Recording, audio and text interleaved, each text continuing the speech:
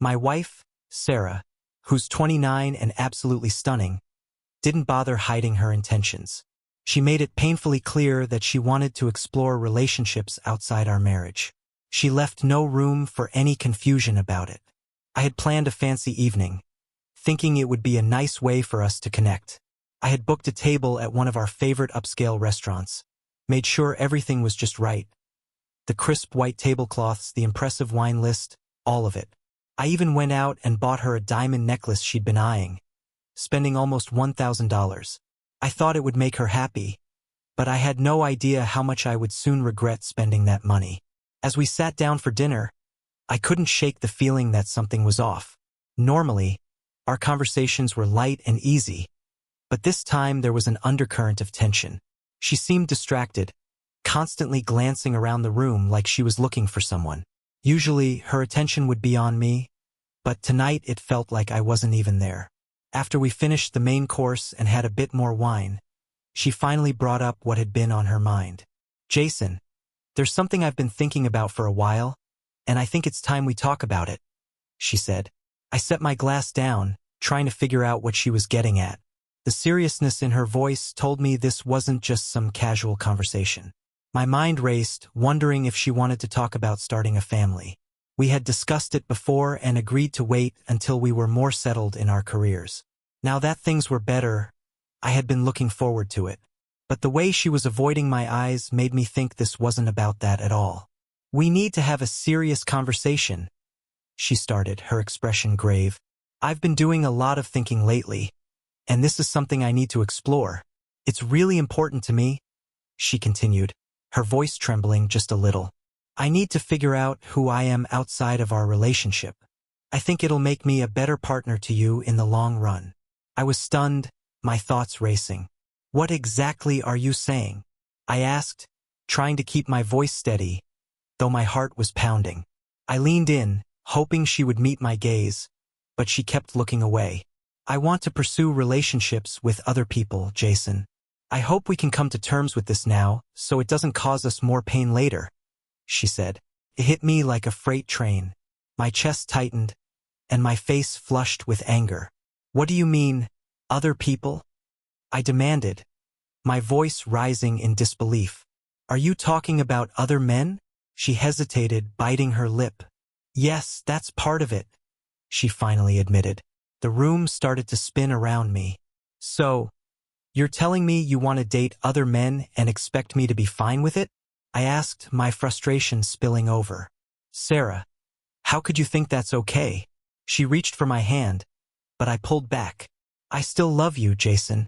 That hasn't changed. But I need to explore this. It's something I have to do," she said, her voice calm and collected, as if that would somehow make it better. But it didn't. It felt like the ultimate betrayal, no matter how she framed it. Sitting there, as the noise of the restaurant faded into the background, I realized our lives might never be the same. "What are you really saying, Sarah?" I asked, my voice shaking. "You want to have an affair, and you expect me to just accept it while you go off with other men? That's ridiculous." My voice was louder than I meant it to be, and people around us started glancing over. "Lower your voice, Jason," Sarah hissed. "We don't need everyone overhearing." That's when it dawned on me. She had chosen this busy restaurant on purpose. She knew I wouldn't cause a scene here. I felt completely blindsided, trapped. My stomach churned, and I could feel the nausea creeping in, threatening to ruin the entire night. I could barely manage to ask, "Why, Sarah? Why other men? What does exploring yourself even mean? Are you planning to leave me?" She looked at me then, her eyes soft yet determined. "No, Jason. I'm not leaving you. There are a lot of reasons why I feel I need to do this. But believe me when I say I love you deeply. You're my soulmate. I see a future for us, growing old together, having a family. But right now, there are parts of myself I need to discover. I'm asking you to let me explore this for a little while. After that, I'll be fully committed to you again. I promise." Her words were supposed to reassure me, but they only hung there between us, heavy and uncertain. Could I really accept this? Could our marriage survive it? The questions swirled in my mind, making me feel like I was drowning. It was supposed to be our 5th anniversary, a night to celebrate. Instead, Sarah blindsided me with her desire to see other men. She wanted me to just go along with it, promising that things would go back to normal afterward, even claiming that it would somehow make her a better wife. I was at a complete loss for words. My thoughts were all over the place, and I struggled to breathe, like I was trapped in some kind of twisted nightmare. I stood up, neatly placed my napkin on the table, and downed the rest of my wine in one quick gulp. Without saying anything, I turned and walked away. "Jason, where are you going?" Sarah called after me. "I don't know," I said, not bothering to look back. "But you should probably find a cab home." I walked out of the restaurant, got into my car, and just started driving. I didn't have a destination in mind. I just needed to get away. My head was pounding, and the pain radiated from the back of my skull, making it hard to think straight.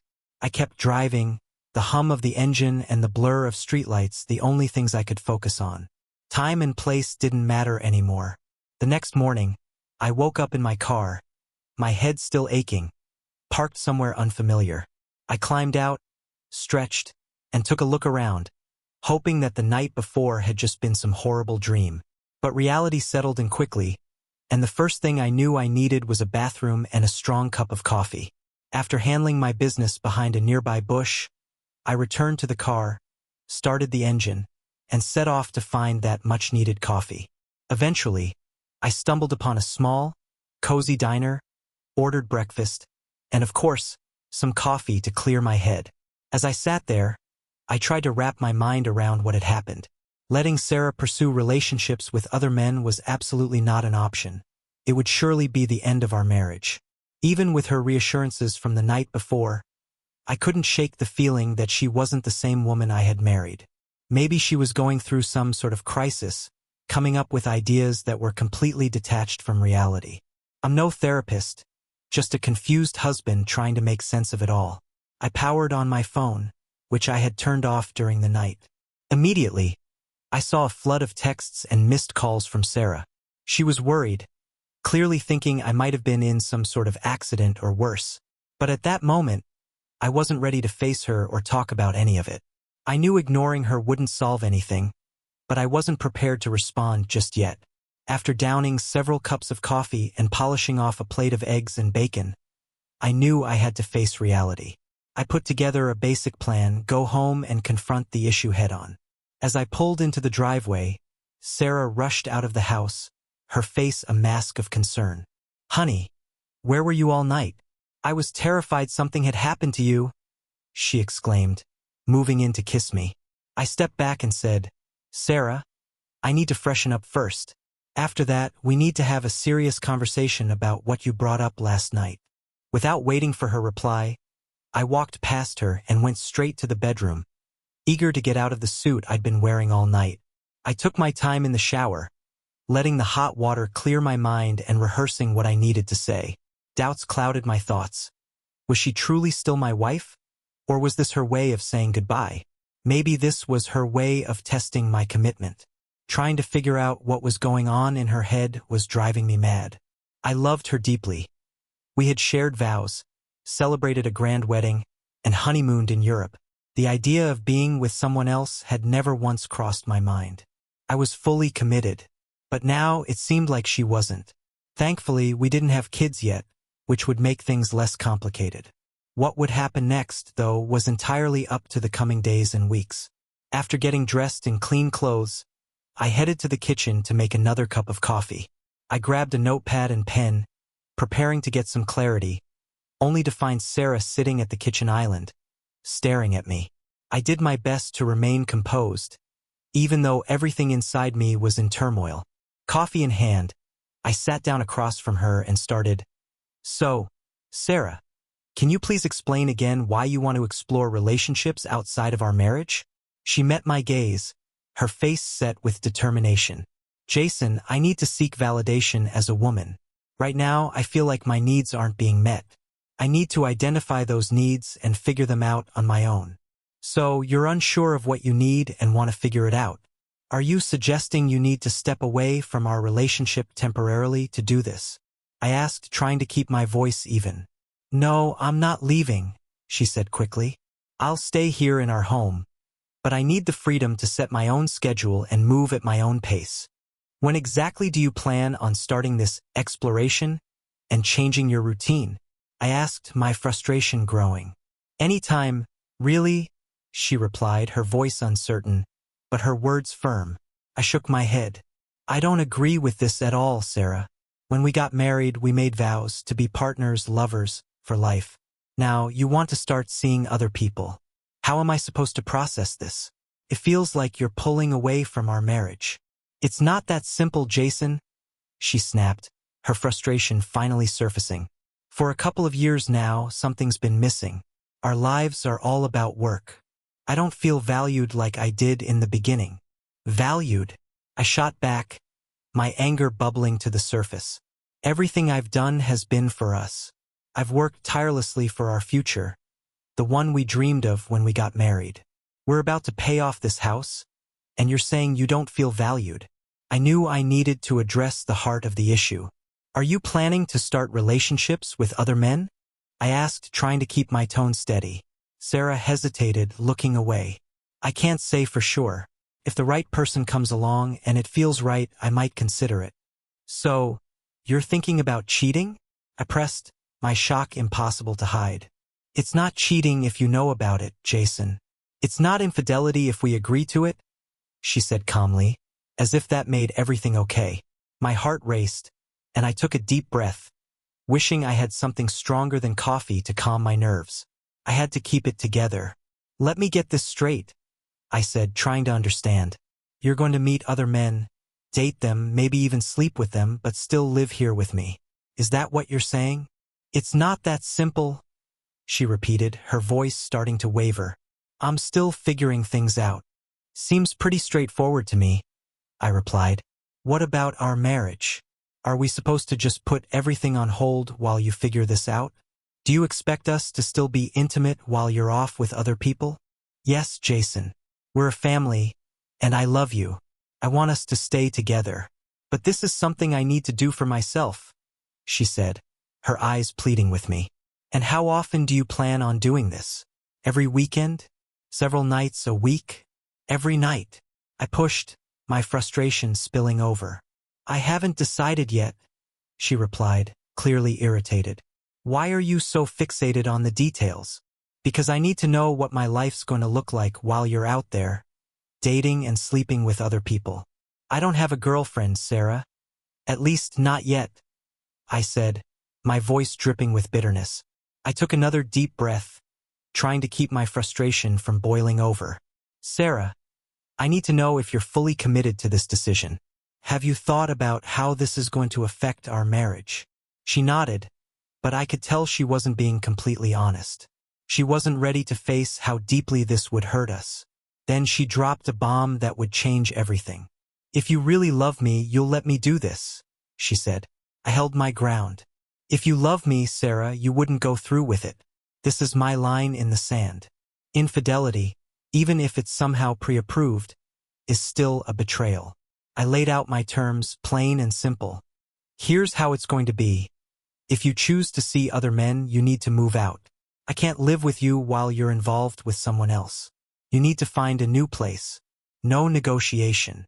Her voice grew desperate. Where am I supposed to go? Maybe you can stay with Rachel, I suggested. She's divorced and lives alone. You two are close enough. If that doesn't work, then you'll have to rent a place. Sarah earned a decent salary as a third-grade teacher, and I worked as a forensic auditor, so neither of us was struggling financially. Yet it was obvious I wasn't meeting all of her so-called needs. My tone was harsh as I continued. So, you want an open marriage, huh? Am I just supposed to wait around while you have your fun with these other men? Are you planning to come back home after all that? Yes, she replied quickly. I love you, and I want to stay married. I could barely contain my anger. And what about me? Am I just supposed to stay faithful and sit here waiting while you're out with your boyfriends? Have you even thought about how this affects me? I want you as my husband, and only you, she insisted. My feelings for you won't change. Her words felt hollow, like she was trying to have her cake and eat it too. She seemed almost relieved that I wasn't letting her boyfriends into our home. Maybe she thought she'd won. She could still do what she wanted, just without my interference. I wasn't having it. Fine, I said, my voice cold. You have until the end of the week to find somewhere else to stay. In the meantime, move your things to the spare bedroom. I can't share a bed with you right now. This whole thing is too much. Sarah fell silent, perhaps finally realizing that I wasn't going to just roll over and accept this. She might have assumed I'd let her go off and have her affairs, then return like nothing happened. That wasn't going to happen. There was something about her connection with Rachel that bothered me. Rachel, another teacher at Sarah's school, had a history. She was a 35-year-old fourth-grade teacher who had been divorced after getting caught in a scandal involving multiple affairs. She was known for getting involved with any man who showed her attention. I had a sneaking suspicion that Rachel was behind this whole idea of Sarah, exploring relationships before we started a family. To me, it was simple. If Sarah went through with this, we were done. I stood up from the table, ready to walk away. Is that it, Jason? Are you really asking me to leave? Sarah asked, her voice trembling. Yes, for now, I replied. Let's be clear, Sarah. I don't want you to go through with this. We made a promise when we got married, a promise to be faithful. Now you're about to break that vow, and you expect me to just sit here and watch? If you want an open marriage, then I guess I should have the same option, right? Sarah was speechless. I walked out before the conversation could spiral into something uglier. Grabbing my car keys, I headed for the door. Where are you going? She called after me. I don't know yet, I replied over my shoulder. But remember to move your stuff into the spare room and start looking for a place to stay. And for the record, you won't be seeing anyone else until you've moved out. I slammed the door a little harder than I meant to and headed to my car. As I drove, I briefly considered confronting Rachel, but I knew that wasn't the answer. It was Sarah who had started this mess, and she was the one who needed to deal with the consequences. Rachel might have been feeding ideas to Sarah, but at the end of the day, my wife made her own choices. Monday morning came, and I made sure to leave the house before Sarah even woke up. With her mind set on pursuing other men, I had a lot to sort out on my end. There was no way I was going to just sit around while she had affairs and expect things to go back to normal afterward. What if she brought home an STD or worse, ended up pregnant? That was something I absolutely couldn't tolerate. The first thing I did was reach out to my attorney, who happened to be an old friend. While he didn't specialize in divorces, he was able to refer me to someone in his firm who did. By that afternoon, I had a meeting scheduled with a seasoned divorce attorney, a woman who knew our state's laws inside and out. I wasn't looking to drag this out in court or start a messy battle. My goal was a fair 50-50 split of our assets. Neither of us had much before marriage, and we both worked hard to build our life together. I wasn't interested in squabbling over things that wouldn't matter in the long run. The most important thing was getting this done as quickly and painlessly as possible. But before I could file anything, I needed proof of Sarah's infidelity. The week dragged on as I avoided being home as much as possible. I spent most of my time at the gym trying to work off the stress. By Thursday, Sarah told me she was moving in with Rachel for a couple of weeks while she figured out her next steps. That confirmed my suspicions. Rachel had been part of this mess all along. I knew this setup would give Sarah the freedom to be with other men without me interfering, and with Rachel involved, it would only add more chaos. Rachel had her own suitors, no doubt, and that was going to stir up an even bigger mess. On Saturday, exactly a week after what should have been our 5th wedding anniversary, Sarah packed her things into her car, preparing to leave. Just before driving off, she paused. Honey, I don't want to go. Are you absolutely sure there's no way we can work this out so I can stay? She pleaded. I love you so much, and I really want to improve our marriage. Her words didn't move me. Sarah, if you really loved me and wanted to fix our marriage, you wouldn't be doing this, I replied, my frustration clear. I want you to stay, but I can't accept you being with other men while we're still married. I love you, but I won't tolerate this. If you're not even willing to try marriage counseling to address our issues, I don't know what else to say. So please just go. Sarah finished packing her car, and as she drove away, I headed to the hardware store. I bought new locks and immediately replaced the 3 on the doors, also changing the code to the garage. That night, and all of Sunday, I stayed at home, staring at the walls, hoping against hope that Sarah might reconsider. The following week was brutal. The emotional toll weighed heavily on me, and I struggled to keep it together. I hit the gym every day trying to work off the stress, and even got back into running, but nothing seemed to ease the tension. Sometimes, I felt myself sinking into a deep depression, fighting the urge to call Sarah and beg her to come back. It was impossible to grasp. My wife had left me to pursue other men while still being married to me. Felt like a punch to the gut, like a personal failure. Was I really that inadequate that she would choose to openly cheat? Apparently, I was. I turned to the internet trying to understand infidelity better. I was stunned to learn that about 40% of married people cheat. Even more shocking was that nearly 90% of them stay in their marriages. Often, the cheating spouse is tolerated, especially when kids are involved. It's like the betrayal becomes part of the deal. Some women claim they still love their husbands, but seek excitement outside the marriage because they feel like something's missing at home. The daily grind, taking care of kids, chores. It can make a husband seem dull compared to the thrill of a lover who only sees their best side. I started to wonder, maybe if I acted as if she were having an affair, without actually filing for divorce, it could reignite some kind of spark between us. I even thought about going to the club where she and Rachel like to hang out, just to see what might happen. People cheat for all sorts of reasons. Dissatisfaction, lack of passion, even revenge. Some women genuinely believe they're saving their marriage by cheating. That idea seemed absurd to me. Researchers say marriage is complicated, and open marriages rarely last. People get emotionally attached, feelings get hurt, and most of the time the couple ends up divorced anyway. Polyamorous relationships are even trickier, especially when kids are involved. There's always the risk of disease and someone usually gets left behind. Personally, I've always believed in monogamy. If both partners don't agree on that, they should rethink their commitment or find someone else. Had I neglected Sarah? Did I push her away by focusing too much on our future?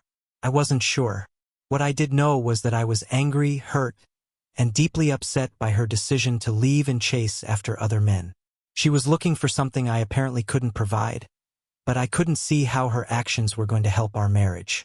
The week dragged on, with no word from Sarah except for a single text asking me to forward her mail to her new address. There was nothing in her message about saving our marriage or even expressing regret. It was strictly business. It became clear to me that she was actively pursuing new relationships. I thought about following her, seeing where she went and who she was meeting, but I stopped myself. I couldn't bring myself to go that low. I had to let her make her choices. Without that, she'd never truly be mine again. With each passing day, the chances of her coming back grew slimmer, and I found myself less and less inclined to take her back. A month went by with barely any contact between us. Then, out of the blue, Sarah showed up at the house unannounced. When her key didn't work, she rang the doorbell and knocked. I opened the door, keeping my emotions in check. "Sarah, what are you doing here?" I asked, my voice steady. "Honey, my key doesn't seem to work. What's going on?" She replied, a bit confused. "That's because I changed the locks," I said, blocking the entrance. "What do you want, Sarah?" "I just came to get a few things I left behind when I moved in with Megan," she answered, her tone businesslike, showing no sign of wanting to reconcile. Her visit was all about retrieving her belongings, as if she were handling some casual errand rather than dealing with the damage she'd caused to our marriage. Did she really think I wouldn't be hurt by her actions? Was she naive enough to believe I'd just take her back without addressing any of this? "There are some boxes in the garage with your things that I gathered from around the house," I said, stepping aside to let her in since it was still partly her home. We walked to the garage, where she saw the boxes filled with her stuff, all ready for her to take. The whole situation felt surreal, like she was treating our separation as a minor inconvenience rather than the emotional disaster it had been for me. "How long are you planning to stay with Rachel?" I asked, trying to keep my tone neutral. Sarah looked surprised by the question but quickly regained her composure. Rachel's been really supportive. I'll probably stay with her for a few more months. I'm sure by then, I'll be ready to come back to you, a better wife. Then we can start the family we always wanted. Her casual, almost indifferent attitude hit me hard.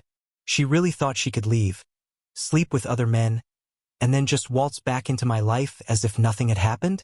As if our marriage was on hold, waiting for her to figure things out? The thought made my stomach churn. I struggled to keep my face neutral as Sarah stood there, still holding on to the ridiculous belief that being with other men would somehow make her a better wife.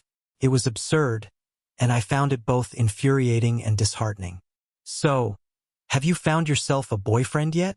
I asked, unable to hide the bitterness creeping into my voice. Her face flushed, and I already knew the answer before she said a word. Still, she confirmed it. Well, Megan and I have gone out with a few guys from the club. Nothing serious yet, she said, avoiding my eyes as she busied herself gathering the rest of her things. I pushed a little further. And how's the physical side of things going with these new men? I asked, keeping my tone steady.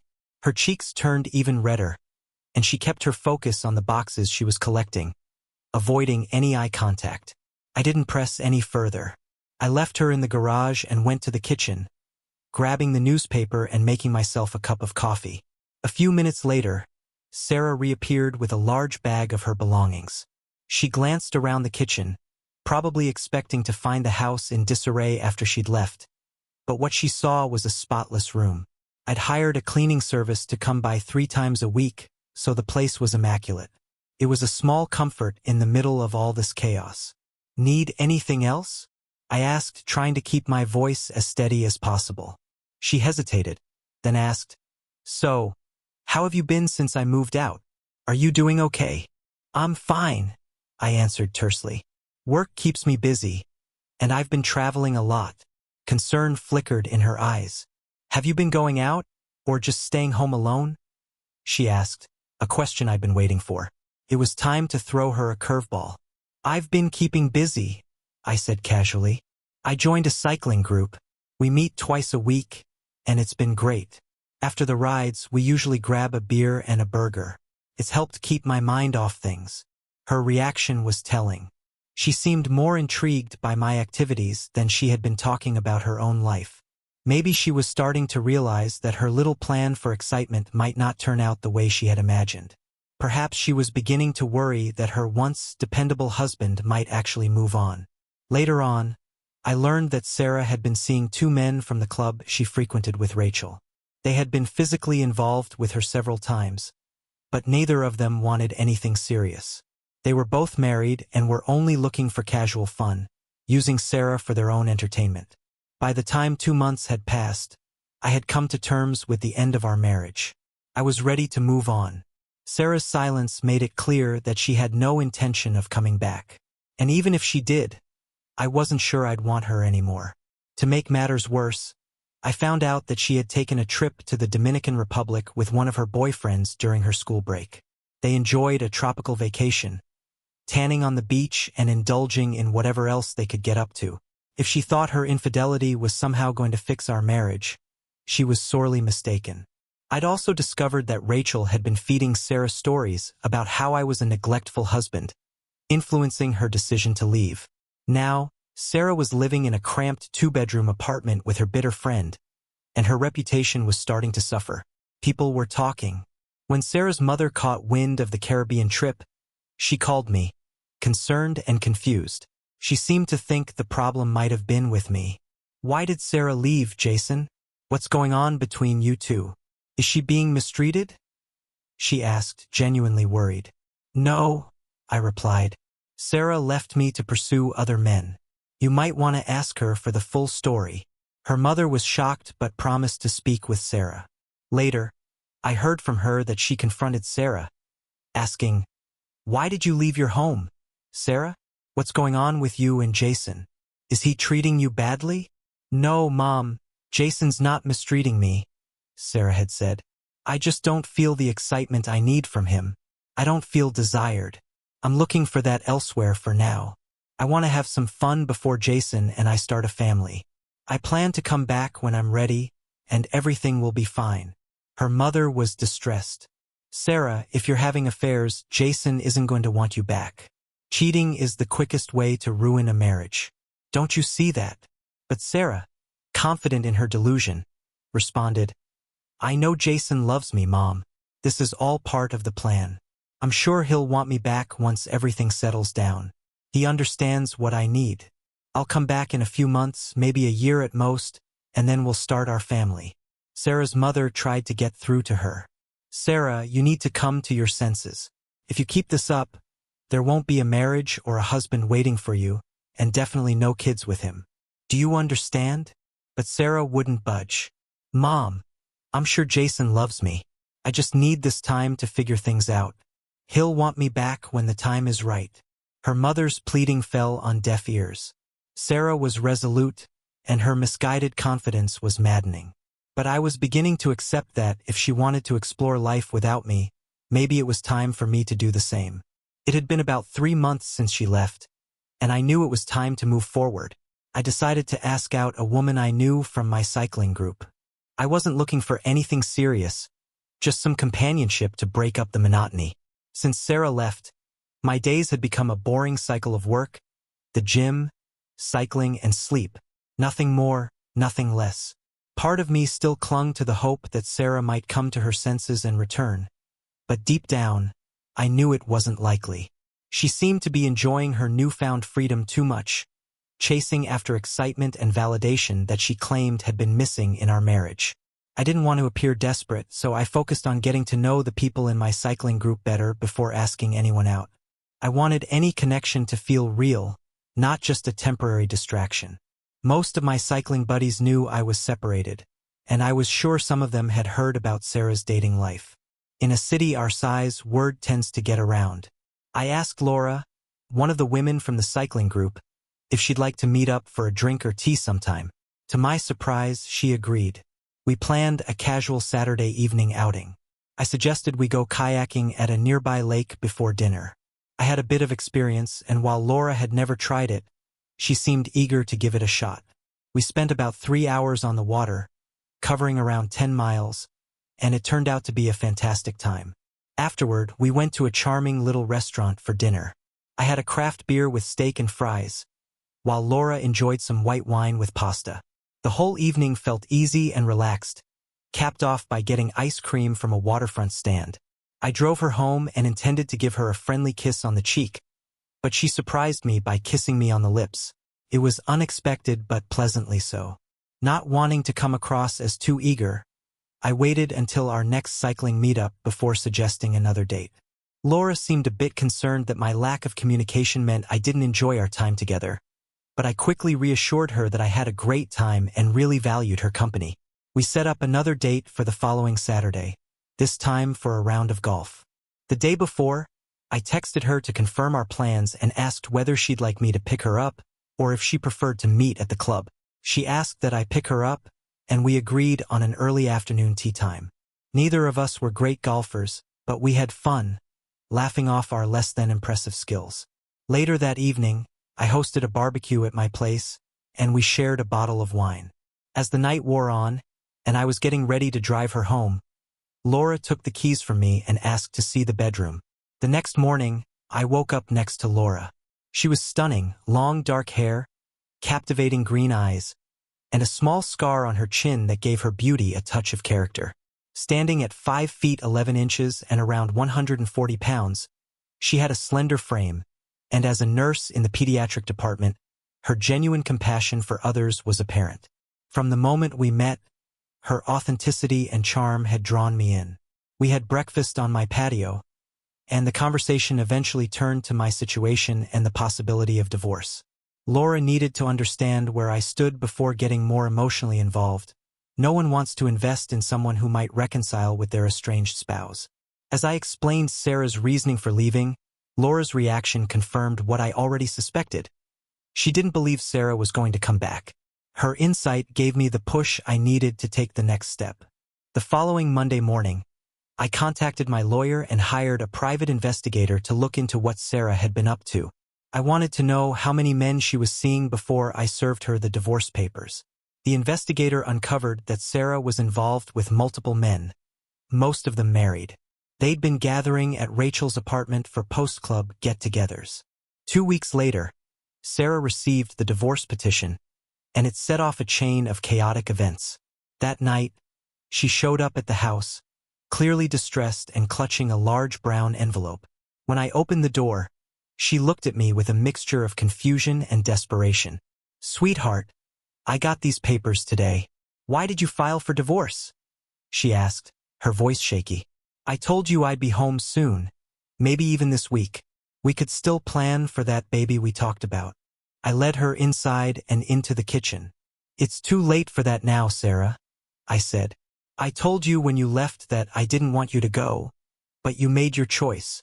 She tried to justify her actions. "Honey, I just needed to find myself, to build my confidence," she pleaded. With a hint of sarcasm, I asked, "So, do you feel confident now? Have you found what you were looking for? Explored your desires, met intriguing new people, and had enough physical encounters?" The frustration in my voice was unmistakable. "Because it sure seems like you have. I've barely heard from you since you left. You didn't even call me on my birthday. Probably too busy with one of your flings in the Dominican Republic. Even your mother reached out to me, wondering why you didn't call her on Mother's Day. Have you spent all this time chasing physical pleasure?" Sarah looked distraught. "Honey, I love you so much. I realize now that maybe I went too far. I'm coming back home today." "No, you're not," I said firmly. She looked confused. "What do you mean? I'm still your wife and this is still my home. I'll head back to Megan's place to get my things, and I'll be back in a few hours." I clarified, "Actually, you can't. Did you read all the papers in that envelope? There's a judge's ruling stating you can't come within 500 feet of this house until the divorce is finalized. Technically, you're violating that order just by being here. I won't push it, but you need to leave. We'll handle this legally." Sarah began to realize the gravity of the situation. The marriage vows we had made, promises of love, respect, and fidelity, were all things she had disregarded. I told her that if she wanted the house, she could buy out my half for nearly $150,000 since the mortgage was almost paid off. If not, we'd sell it and split the proceeds. It was a straightforward deal, but she wouldn't be returning while I was still living here. I walked her to the door, locked it behind her, and that was that. A month later, without needing a court appearance, we quietly finalized our divorce. Sarah got her share of the assets and we sold the house. I moved on with my life. I heard through a friend that Sarah's charter school advised her to keep her personal life more discreet. Some parents had found out about her relationships with multiple men, and they were uncomfortable with her teaching their children, particularly the mothers, who were concerned that some of the fathers might have been involved with her. To make matters worse for Sarah, she was diagnosed with a sexually transmitted disease. Not life-threatening, but it required a year of abstinence. Unfortunately for her, that wasn't much of an issue, as she was already pregnant. One of her partners had fathered the child. Sarah's inconsistent use of birth control, combined with frequent drinking and a lack of precaution, had led to her situation. The father was unknown but bore a resemblance to a married teacher at her school. With the divorce finalized, I was finally free from Sarah's chaos. It's been about a year since all this turmoil began, and a lot has changed. I bought a new house, got a promotion at work, and most importantly, Laura and I are now living together. We have 2 big announcements to share. We're getting married this summer, and we're expecting a baby around Christmas.